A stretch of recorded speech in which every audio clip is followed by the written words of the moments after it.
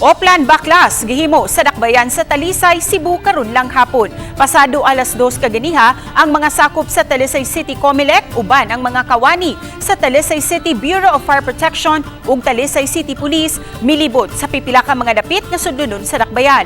Matud sa Talisay City Comelec nga nagsunod man ang mga kandidato sa gidak-on sa mga campaign materials. Apan sagad niini gibutang sa mga punuan sa kahoy ug sa poste sa mga kuryente ug suga. Ang mga dapit gidili.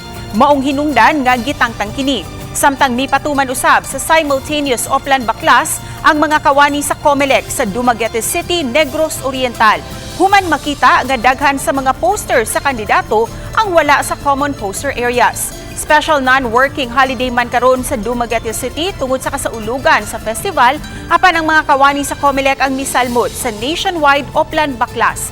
Magsilbi kining warning sa mga kandidato sa pagsunod sa lagda sa balaod. Lakip sa gidili sa pagbutang og campaign materials ang mga eskwelahan, waiting shed, sidewalk, traffic signs, tulay, barangay hall, health center ug uban pang public buildings.